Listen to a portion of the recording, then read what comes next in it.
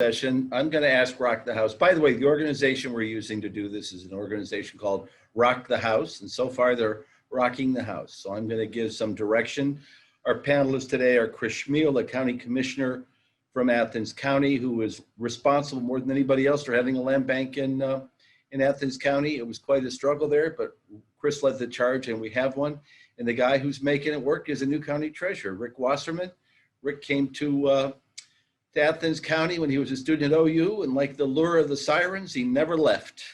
He's got some businesses there, and he has been doing a great job. We'll be seeing his work. And the first land bank started there was in southern Ohio, right along the Ohio River, very bottom of the state, Lawrence County. Started through the efforts of Steve Burcham, who's there on the right. You want to wave, Steve? And Thomas Schneider, who has been running the land bank, and they've been doing such a great job in a county of 65,000 people. So I'm going to ask Rock the House to run the Athens video, and after that, we'd like to go with the PowerPoint that Chris, that Thomas and Steve Birch will be doing. So let's go with the Athens, Ohio video now. Thank you.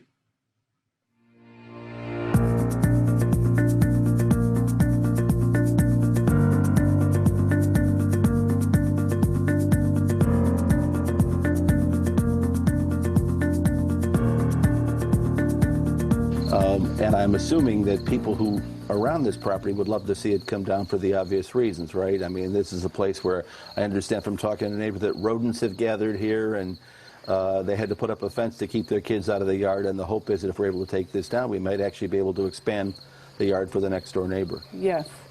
And there are also problems when you have blighted property in your community. It seems to attract crime and drugs and those kind of situations, which has been our focus with bridge builders, is to try and combat the drug issue. Destroying the blighted properties has helped in some respects, but it also helps the property owners who live across the street, the value of their property Who do such a nice job maintaining their property. Yes. Yeah. Yes. The land bank has already done a lot of work in the area, and I think they've done a wonderful job. And people have been very cooperative, and it's been a good thing. It has not been a bad thing.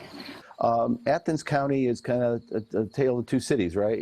You know, Athens County is really backwards a lot from the rest of the state in terms of how the land bank works. And a lot of counties, like, say, Lawrence, you know, the big problems are in the main city, and the outside areas the land bank has almost no contact with. Well, in Athens, we have a college town with high property values and lots of landlords who are protecting their property in a good, strong code office.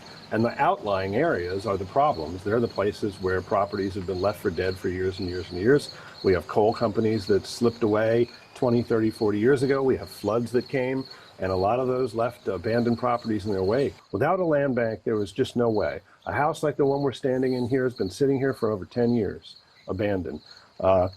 If you talk to some of my mayors from these small villages, they'll tell you there's houses they've been trying to get rid of for 20 years.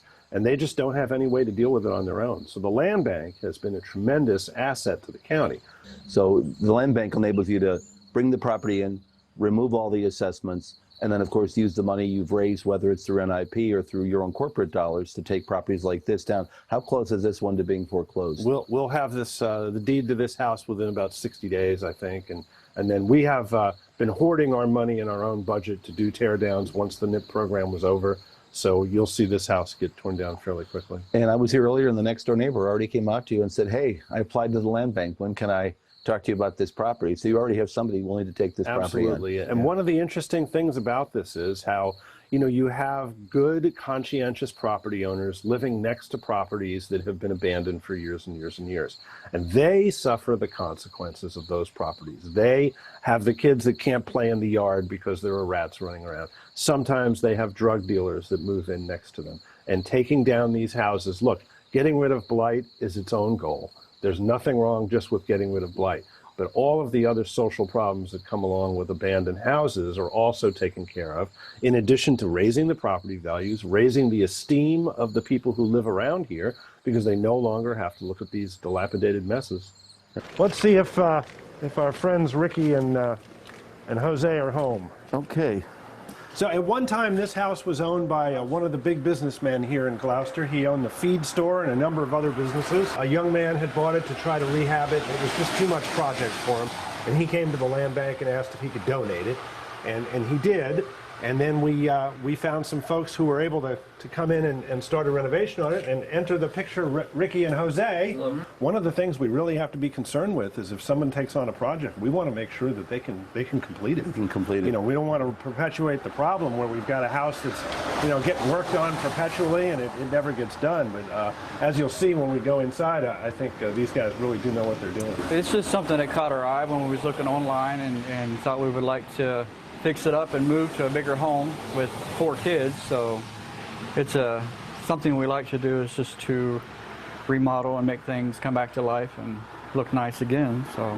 And I imagine you'd like to see something happen next door. Yes, definitely. It needs to be something done with it because it's kind of an eyesore, especially once we get this one finished. So. Well, why don't we take a little look? All right, come on in. It's totally different already. Wow. Oh yeah, it's Oh my God. It's been a.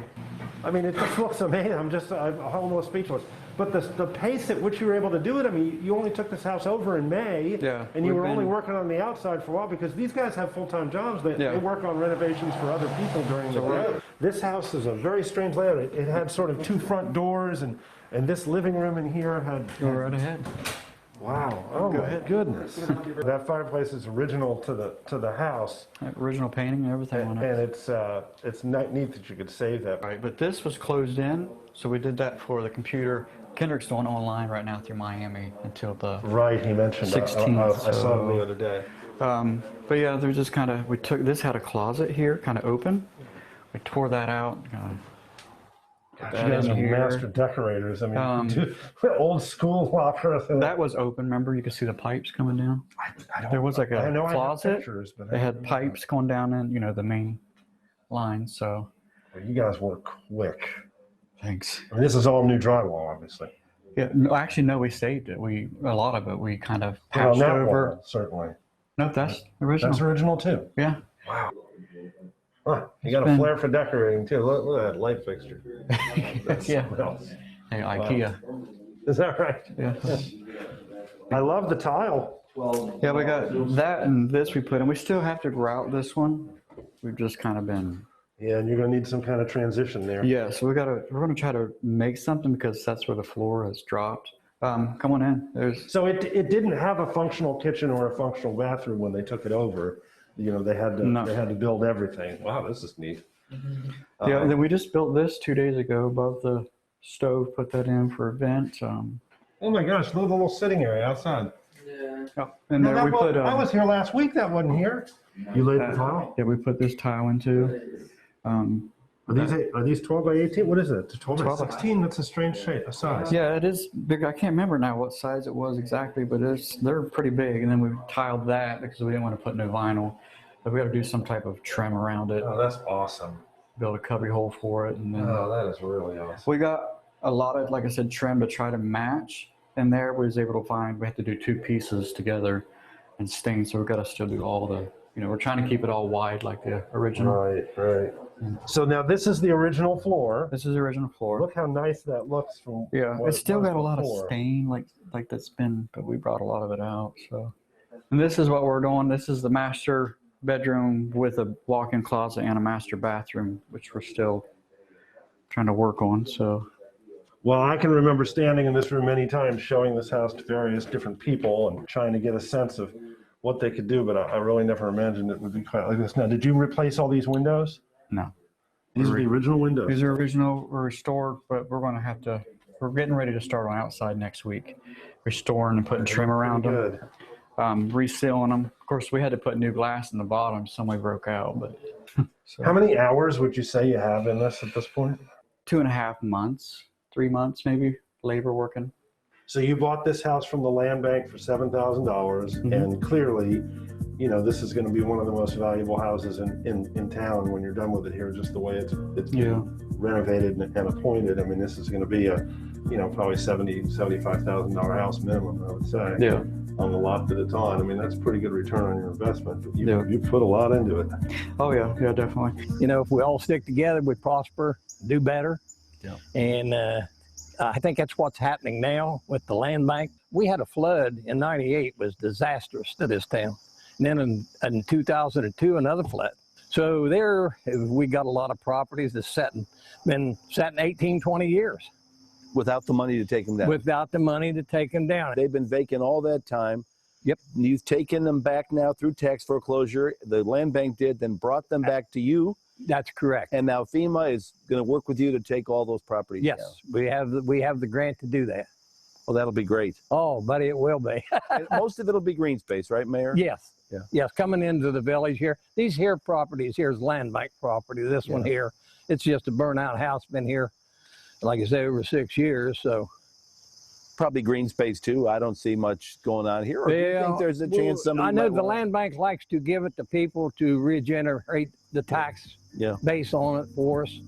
But there might be someone that's interested in, once it's cleaned up, to build on it. I don't know. At least you get to see the opportunity once it's cleaned That's up. correct. You don't see much opportunity here now. No. Yeah. Sometimes it's not popular with a few people, but then, the people who needed it really needed us to take action. And, Trimble Township, Nelsonville, Chansey here, but we try to spread it out and address these issues all throughout the county. Every township has issues.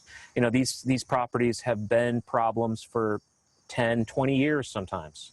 And that's just demoralizing for the communities. So it's been really satisfying to, make progress on those. But it's not all about demolition. Here's an example of a house you saved. Yeah, absolutely. What about this house? So yeah, when we found out about this place, there was trash, literally everywhere. The demolition money from NIP is gone. So we really, ideal situation, if we have an opportunity to renovate it, I think that makes a lot of sense. This community is on the verge of something great, right? Can you tell us a little bit about what's going on at Wayne National Forest, which is just behind us here? Yeah, so Chansey is on the edge of a big tract of land with the Wayne National Forest here in Athens. And it's got a trailhead right now for the Bailey's mountain biking trail system. People from the community of Chansey are going over there hiking, walking. Property values right now are going up in this area because people are buying properties, turning them into Airbnbs. We've created this organization called ORCA, which is the Outdoor Recreation Council of Appalachia. And, not only this mountain biking trail system, but, kayaking, canoeing on the rivers, and, who knows where else it's going to lead. Where do you see your land bank going? You've got a lot of work to do, obviously, still, right? Oh, yeah. Hopefully we can just kind of keep our momentum going. I would like to do more like innovative, collaborative stuff, like where we work with maybe Hocking College or Tri-County to do more rehabs. Cleaning up the properties is the easy part. Yeah. Keeping them clean and helping these folks rehabilitate their lives. We got some real challenges here with generational poverty. These old coal towns, they died back in the 60s and 70s. And, what is the hope? And I guess that outdoor rec is one of those things, the tourism economy, because it's manufacturing down here is, it's sparse. So anyways, I hope that, the land bank can continue to innovate. We've got Rick's working hard. I feel like I'm working hard, and we've got a couple other partnerships that we can develop. Add to this? Well, we couldn't have done it without your support and Robin's support. And, it's great how you guys build the coalitions. And, we're really trying to help some of the neighboring counties get their land banks started too, because they need it. Unfortunately, it becomes political sometimes where, the people aren't being served, I don't think, so it's like, we're lucky that we've been able to get it done, and we couldn't have done it without you. And we want to support you guys and, other counties getting their land bank started. Thank you. So we're standing in front of a house known as 111 Monroe Street in Chansey. And this was an abandoned house a couple of years ago. And so we made it a land bank project and started a foreclosure. And lo and behold, a couple of weeks ago, the house burned up. But Chris, the local people, they don't have any money to clean this up. They don't have the equipment to come in and take this away. And so it's going to fall to the land bank to get this done, isn't it? Yep. And luckily, we've got a neighbor over here that's already fixed up her property. and she is interested in taking, ownership of this. So that's good. So one of the values that the land bank brings to a small community like this is to help out with things that they just don't have the wherewithal to do. I mean, this would sit probably for years and years, and I've been to other communities where burned out houses have sat for years and years before somebody could clean them up. The land bank, when it got started, really did a lot of focusing in on areas within Athens County. One of those was Gloucester, and we were able to get this house tore down in partnership with the land bank and be able to build a habitat house on it. So what you see in front of you right now is the new house. 10 Barber is going to look different than what it did before, but look a lot better than what it did before. This is what, a 2-bedroom house? 2-bedroom house, yep, and it's going for a family of 3, local family in Athens County. We started the house on June 15th, and you can see where we're at now. We're in drywall stage, and we'll be completed by the end of October. Now, you have several other parcels here in the area that we've worked together on. One of the other unique things that we do is we require our families to go to the municipality and interview with the mayor or the code director to learn all the codes and learn how to be a good neighbor within the community they're going to be living in. And then, of course, they have to pay a 0-interest mortgage back to us as part of the deal. And then we recycle those funds back into the communities that we serve. And so families have to make between 30 and 60% of the area median income. So for right now in Athens County, for a family of 4, that's between $17,000 and $35,000 a year. Gotcha. And still, with all of that, significant blowback sometimes from the neighbors when they see the Habitat project is going to be in their neighborhood. There's a lot of misconceptions about Habitat, but the truth about Habitat is that our homeowners' delinquency rates are much less than, it's lower than 1%. We are on par with any normal bank that you would see. Our homeowners are the people who are taking care of the sick and dying in our communities. They're working in home health. They're working in nursing homes. They're teachers' aides. They're bagging groceries at Kroger's. Or they may have a disability that prohibits them from being able to earn an income. The chapter, you said, has been around for 30 years. Land banks in Southeast Ohio have really been around for between 5 and 10 years.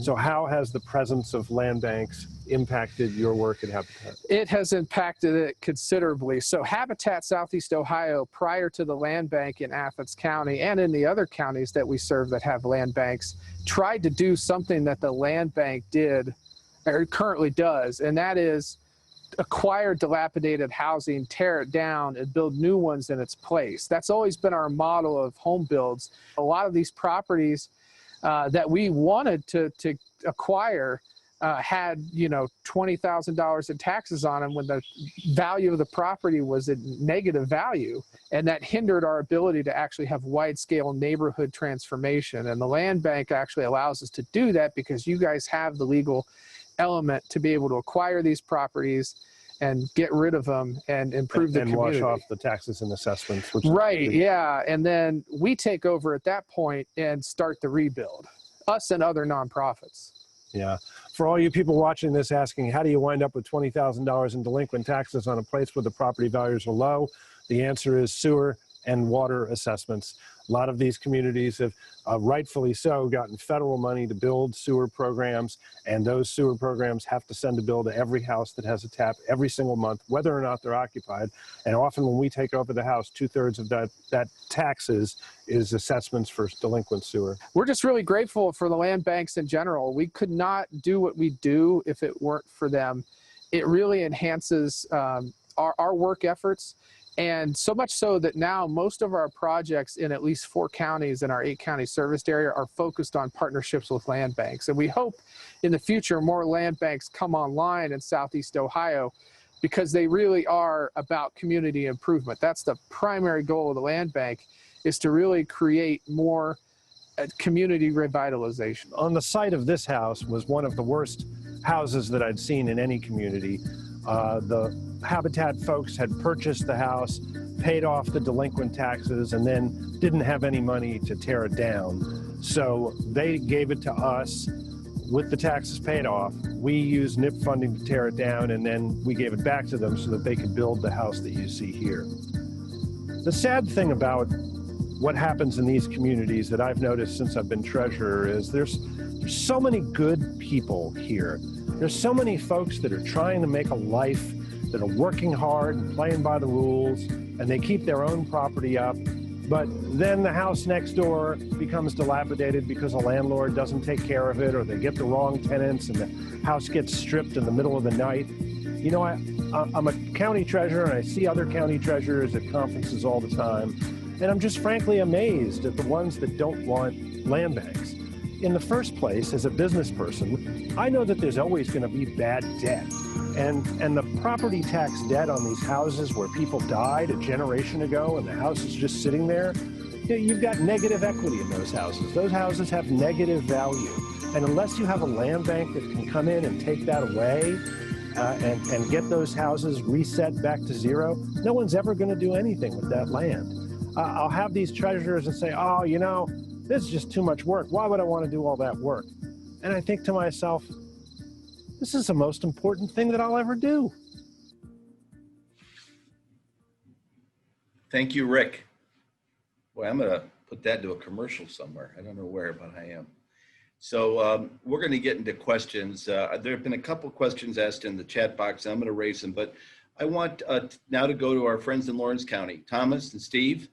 We're going to ask that you unmute your screen because you're muted right now. If your technical people can do that. And I'm going to ask, you did it, thank you. And I'm going to ask Rock the House to put up the PowerPoint and let's get started. Okay, I appreciate the opportunity to chat with everybody today. And that was a great video, Rick. You know, you did a good job and how doing a good job up there, you and Chris in Athens County. Glad to see it coming to fruition. When I started the land bank down here in Lawrence County, I was kind of a solo act down here in the southern part of the state. And when I was looking at what the larger counties were doing, I noticed that this was something that could happen and was needed to happen in any county, no matter what your size, whether you're large, medium, or small. There is a need for a land bank to operate in your county, and for some of the very things that were enumerated in the video. You have properties that I call them zombie houses. And they go bad, and there's just not enough money, either the previous homeowner or the current homeowner, to take those down. And most of ours that we've done, the current homeowner isn't around. When we started we do use the expedited border revision to obtain most of our properties. We had 0 properties when we started in 2016, as you can see. And we're now up to 246 demolitions in 2020 in about 3.5 years. We've been extremely aggressive at that. And one of our deeds, talking about property sitting empty for a long time, we've had deeds that went back over 100 years without being transferred, even though there have been multiple generations living in that house. So it was a challenge to start working with some of these. And really, that's a lot of what the land bank here has been able to do. We've been able to straighten out property lines. We've helped the auditors' books and records straighten out where properties and buildings are located. The survey companies love us because we need surveys on a lot of these properties, because some of these old deeds we're talking about, you know, the big tree and the big rock and all that sort of thing. So it's been a lot of work just getting the administrative part of it corrected in that regard. One other thing before we go into this too much too is that no matter what size your county is, I think it's awfully important for the delinquent tax fund to be utilized, and the commissioners have the power and the authority to designate another 5% of delinquent taxes that are collected directly to the land bank. And that has been a resource that we have used, particularly now that the NIP funding program is gone. The smaller counties, one of our problems is finding those type of partners that are willing to come alongside of us and put money into the pot and to the project in that regard. A couple of things though that I would like to encourage any land bank that is thinking about, or any county that's thinking about starting a land bank. It can seem overwhelming, but there's a lot of land banks out there that are willing to help. I've traveled up to Athens County and to 3 or 4 different counties, just came back from Pike. There's a lot of help that's available that's out there. And even though it might seem overwhelming, chart a path, chart a course for what you would like to accomplish, and jump in and do it. It's one of those things that in our particular case, we started with dedicated staff to the land bank. Started with 1 person and it grew to 3 over time with the funding requirements and reporting requirements, and is now at 2. So networking with other land banks is extremely important. Having a dedicated staff in our case worked out tremendously. My staff doesn't do anything but work on land bank projects.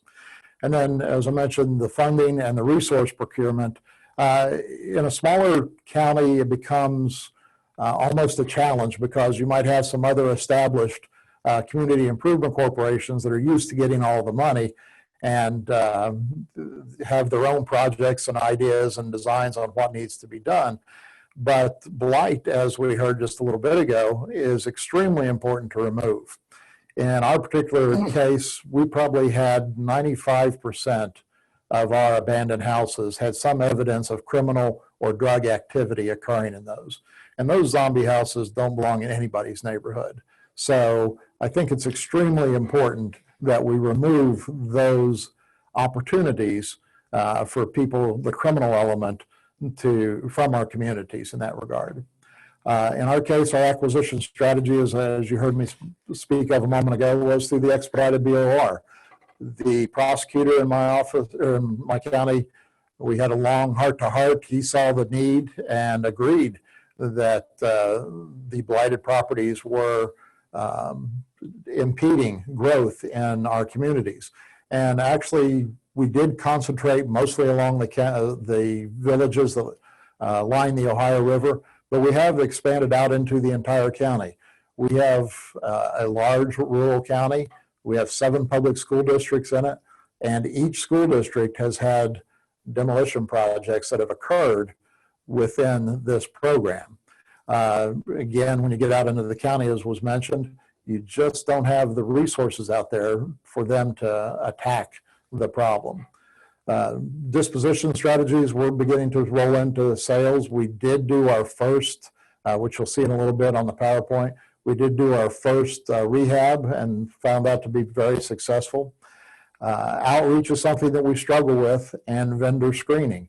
One of the problems with a smaller area is you don't have enough qualified contractors that are in compliance with all the regulations for the state that want to come along and have somebody else telling them how to do something. Now, I think there's too much of the good old boy system to some degree from that standpoint. You want to jump on the execution there, Tom? Okay. Well, good morning, everyone. I'm Tom Schneider. I'm the first employee for the Lawrence County Land Bank. I don't want to focus a whole lot on this timeline because this is really just how we accomplish the tasks. But if you look at some of the timeline there at the bottom, we had a lot of different things going on at one time. We had our outreach going on. We were looking for our partners. We had our demolition program going on. We were already exploring how our disposition strategy was going to work, setting up our restrictions and our covenants and how that was going to play out, and preparing for the, what was probably going to be some backlash from people that didn't want homes that had restrictive covenants on it. That just kind of comes along with the territory. But we had partnerships with Tidy Up Lawrence County, which is that TLC that you see in July of 17. TLC was an entity in our community that took up the mantle of cleanup in their area. But as they became an aging core and some of their membership started to unfortunately pass away or just stop being physically capable of doing that, they wanted to pick out an entity to carry on their fight. So they came to the land bank and they brought everything that they had to us and asked us to assume their funding and then find the right way to take that funding and do something productive in the area. And we had a large greening scale project that we did for Ohio University using those monies. And then, of course, they became a great supporter of ours as they did outreach to other entities. We also had outreach to nonprofit entities such as local little leagues that were finding themselves encumbered by some different properties. So, as you go through your execution of what you're going to do, you have to be thinking about every facet of that execution. What are you going to do? You have to be making 3 or 4 plans, steps forward, so that you know that when you get there, what are we going to do with these kinds of properties? And sometimes that's tough because, like Stephen said, we all seem to think that the problem is overwhelming.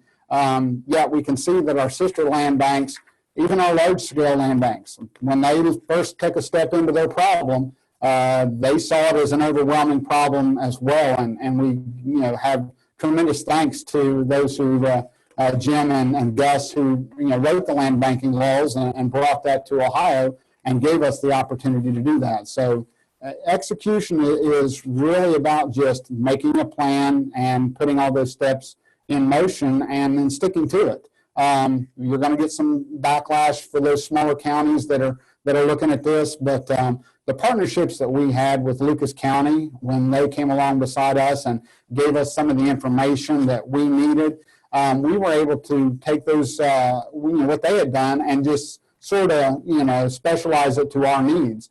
And great props out to the other counties that were more than willing to help us. And we kind of patterned what we did off of what was successful for them, but modified it to meet the county needs for a small community such as Lawrence County. So, and then we tried to do the same thing to pass that on to the local counties around us that have needed our help. So I think it's a partnership all across the state. It's a partnership between the land banks. They have to come along. They have to have that common goal. And then I believe that as we work together, we'll be able to find new execution strategies on how we take what exists for us that we've all become used to using, and then what can we do that's new with it. Always got to look for that new innovative idea to continue moving forward.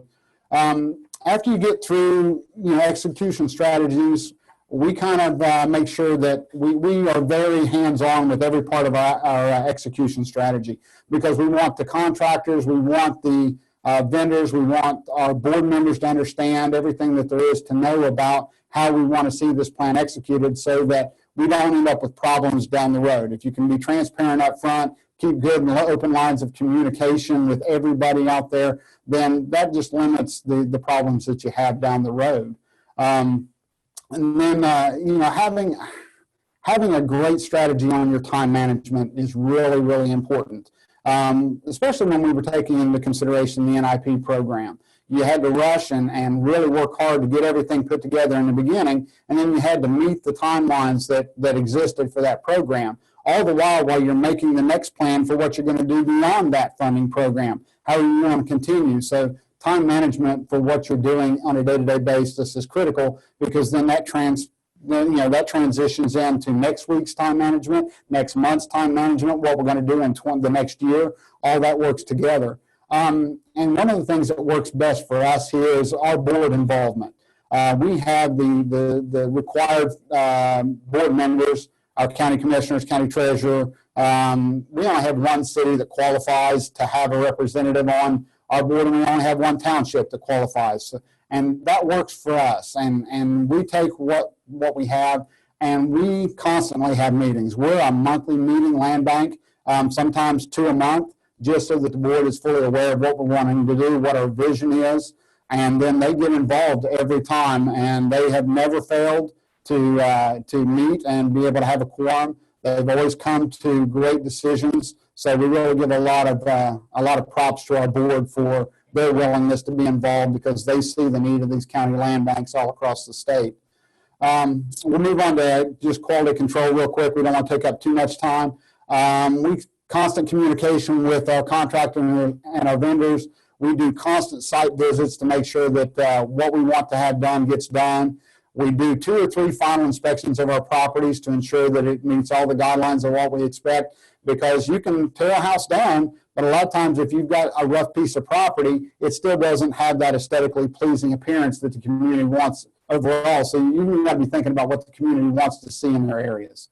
And then one of the greatest things I think about land banks is land banks have the ability to create value where none currently exists. Yeah, there's structures there. Yeah, there's material there, but it's now devalued. It's actually gone the other way. So the land banks in the county have that ability to take something that's worthless and put value back into the community just with the first step of what they do. And I think that's a really important thing to keep in our minds. We're making improvements even where none previously existed.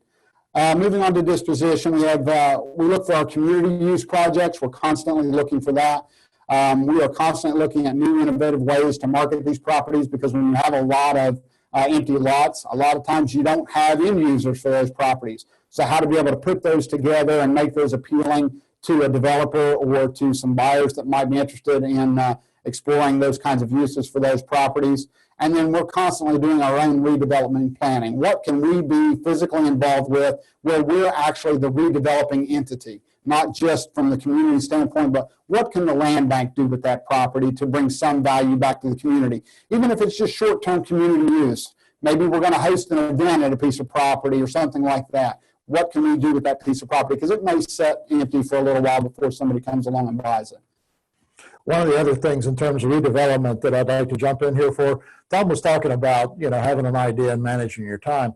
We've got an idea board, that we kind of keep also. And some of the things that we're talking about in terms of land bank in a rural area, we had a 400-acre parcel that we were looking at.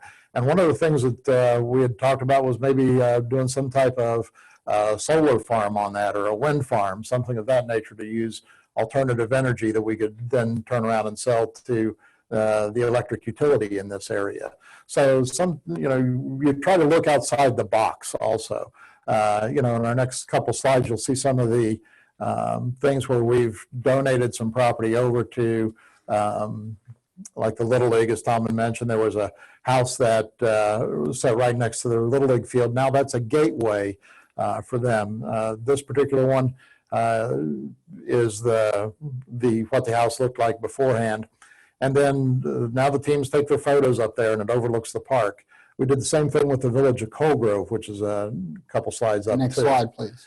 And one of the things, that's the park overlooking the ball field. The next slide shows the village of Colgrove, which had an old commercial, it was a residential building, 2 residential buildings.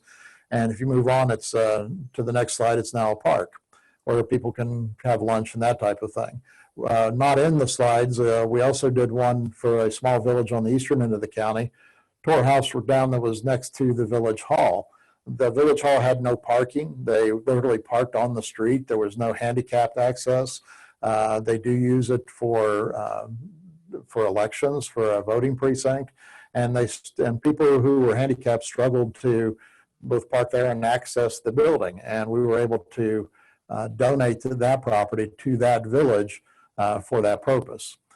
So I think it's some things that are pretty obvious in that regard, but also think of things that might be a little bit outside the box. Habitat for Humanity is a great organization. We've also thought about having a veterans build or a senior build in that regard. And of course, one of the things that is always a possibility in some of the low-lying areas that are subject to flooding, we've got some farmers that might be willing to lease the land for crops and that type of thing. So we're trying to, if a house has to come down, and it might not be in a suitable place for a green space like in a village, might be a little more rural, try to think a little more outside the box on how we can generate revenue and productive use from that property. Next slide, please. So this is a large commercial and residential structure that we had in one of our more populated townships. It had several trailers. It had the original existing house on it, and then it had that garage that you see there to the left top picture that had actually been converted into 4 apartment units. So the previous owner had done that, and then all the occupants of all these structures just got up and left. And so with trailers, if everyone remembers, the NIP program didn't recognize trailers as being a residential structure because they were mobile.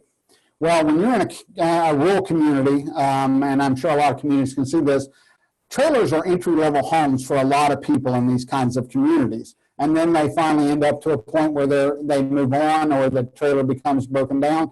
So we were able to put together and this was a good thing for us, we were able to put together a presentation for the NIP program that expressed that these were generational homes.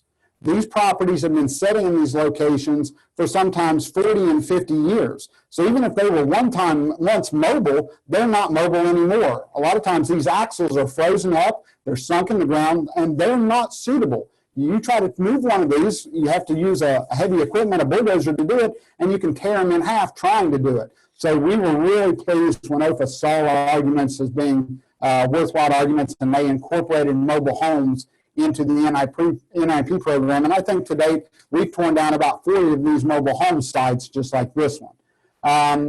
Somebody's asking a question about a restrictive covenant with the land bank properties. We can provide some information on that if you want to reach out to us. We'll provide you a copy of our restrictive covenants. We have a series of covenants that not only specify what you can do with the property as an end user, but if you're going to acquire the property for redevelopment, we have a commencement and a completion date. So if you're going to build a home, we have a starting and a finishing date by which we expect you to do so that those properties don't go on perpetually unutilized. So and if you can't meet those timelines, then we can go ahead and utilize the reverter clause. Can we have the next slide, please? Well, one of the other things before we get away from the restrictive covenants that we wanted to emphasize too was the reason we have that starting date is that we didn't want people to speculate on the land and just buy up empty lots and not do anything with them. We are definitely trying to reinvigorate the communities, make the communities better. So we're wanting those type of developments to occur. And just as it had been an empty house for years, we didn't want it to be an empty lot for years in that regard. So this slide is our first large-scale commercial property. This was a nursing home that was along the southern edge of the river. It's been abandoned, or had been abandoned for about 15 years, had become a problem location for drug use. It had also become a problem location for vagrancy. And it was a really difficult and dangerous location. So we had a cooperative effort between our county commission, the land bank, one of our county office holders who had some funding to utilize. We pulled our funds together and we did this commercial demolition. And then, as you can see in the bottom left-hand screen, there's a house there with a white fence. That house is what you see in the top left picture as well that's got a yellow siding. So in 1 year, that house went from being occupied to being abandoned. So if you'll show us the next slide, we've taken that entire space and turned that into a more than 1 acre piece of ground. And in Lawrence County being having zoning differences than maybe some other counties, this is multi-use now. So this could be a commercial location, this could be office locations, businesses, and residential housing redevelopment. So we're looking at whether or not this would apply as a senior living site, maybe a veterans living site, maybe we do a small scale condominium setup in this, or maybe we apply for business, maybe this is a good place for business space. And this sits right along a major road in the county. It's County Road 1, which runs along the highway. So that's a major thoroughfare that this fronts. Next slide, please. All right, so this is the Ohio University Southern Campus in Proctorville, Ohio. And this is where the land bank came alongside the university and that entity, Tidy Up Lawrence County, TLC, for a large-scale greening project and park endeavor. This is now a community park that can be utilized by the entire community, and the land bank pulled all of its funds together and still supports this university, and we help plant all these trees and help do all this greening here, and now this is a community use. Anybody in the community can come in.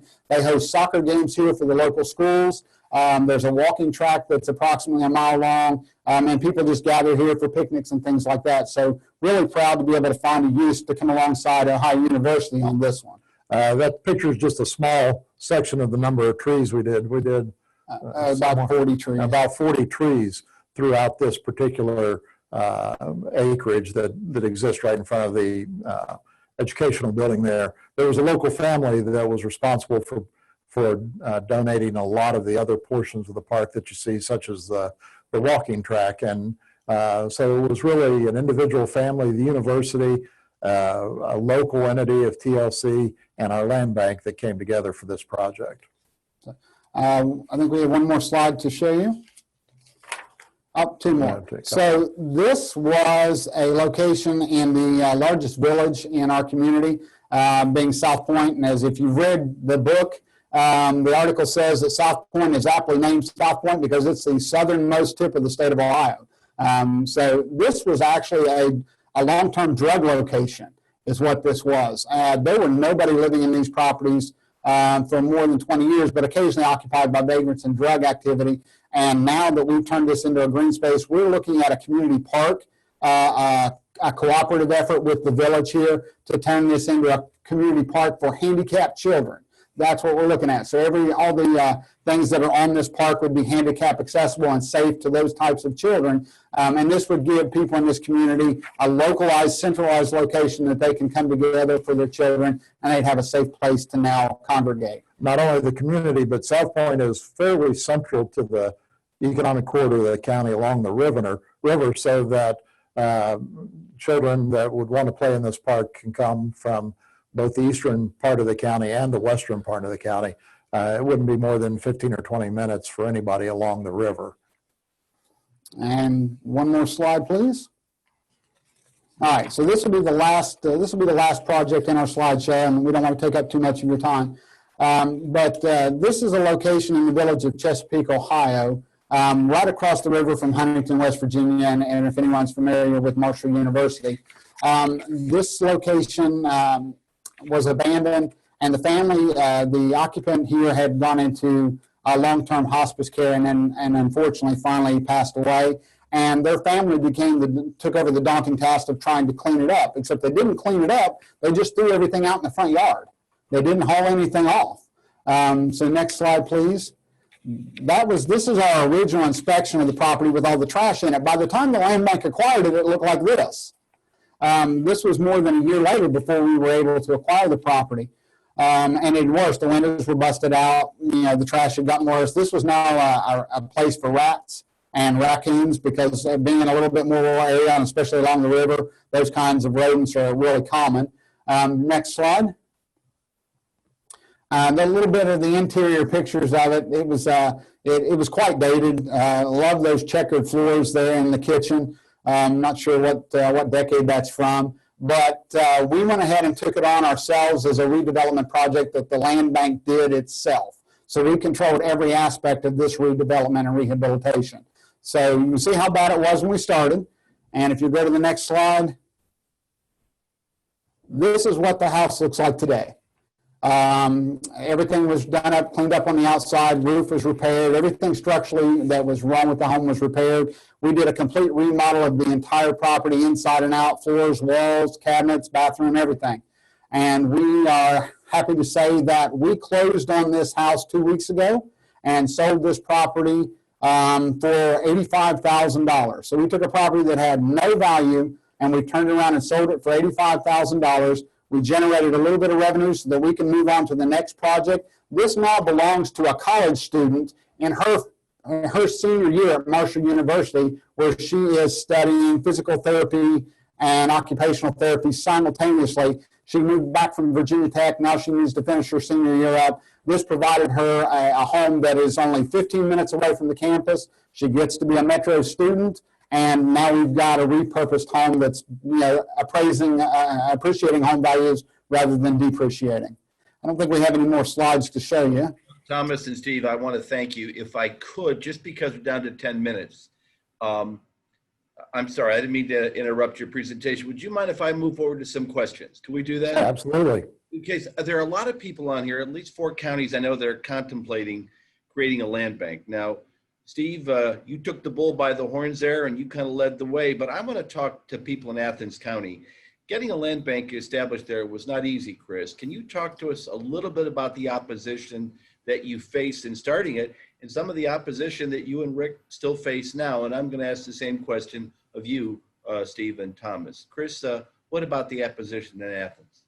Well, our previous county treasurer had asked the commissioners to attend a land bank conference and it didn't seem like any of the commissioners had taken him up on it.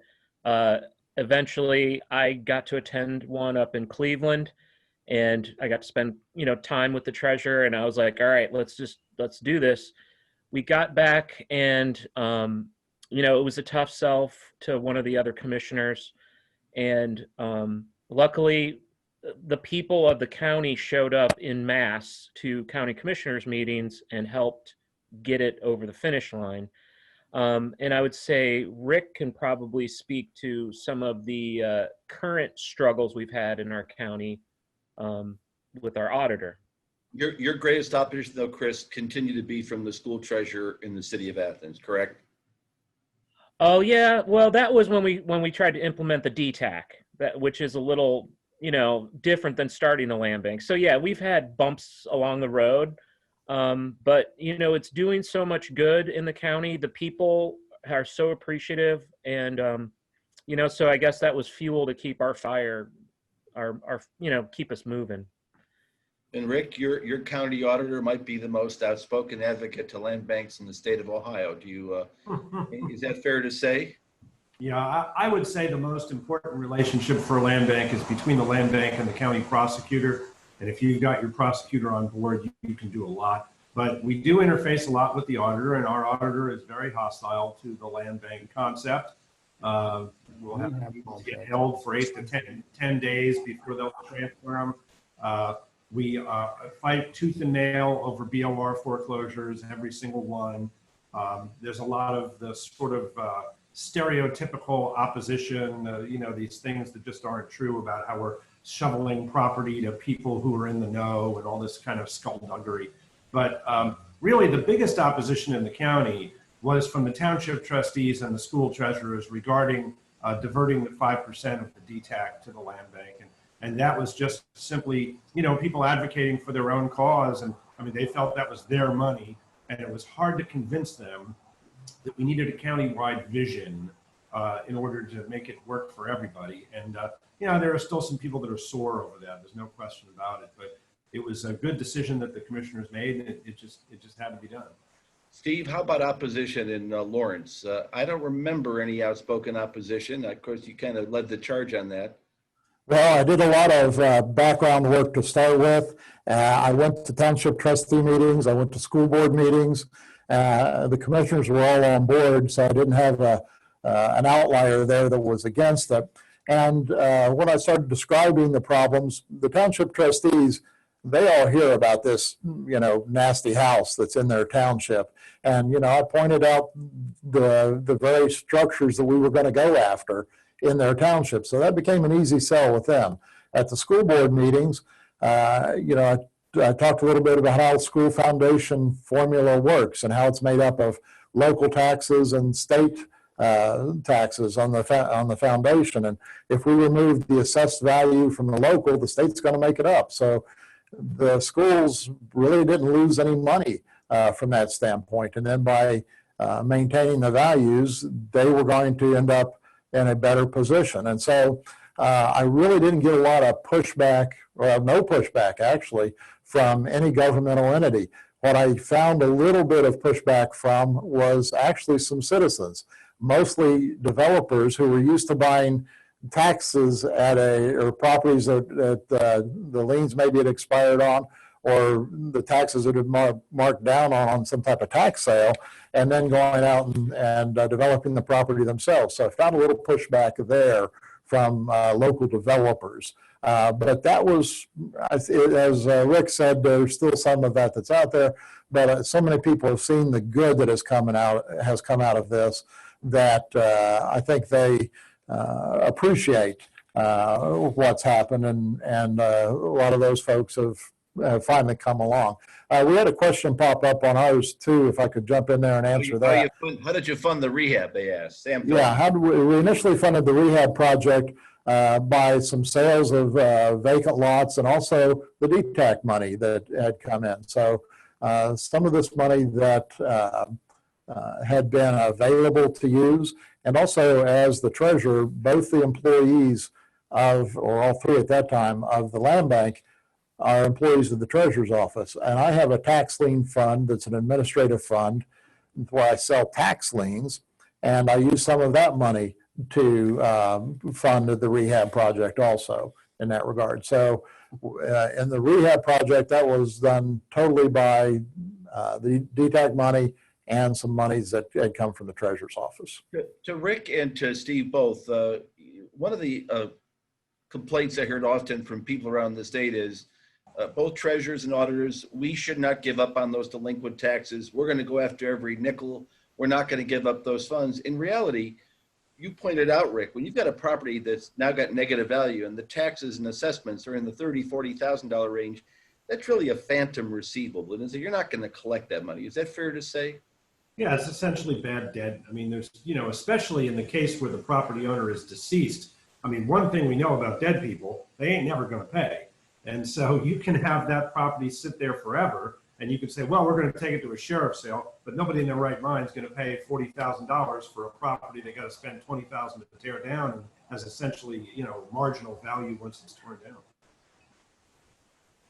Steve, same. I would agree with what Rick said there. From that standpoint, you're going to have some that people don't pay their sewer bill or they don't clean it. You have assessments that not only on taxes, but that was one of the little quirks we had from some of our the city and the villages is they'd spend money to mow the grass or trim a tree or whatever, and they weren't going to get that money back.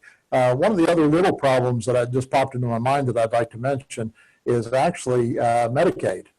We have Medicaid liens on some of these houses that now you live in Columbus or Cleveland or Cincinnati or some of the big cities, they're out there selling that house and the Medicaid lien gets resolved and all that fun sort of stuff, and it goes on.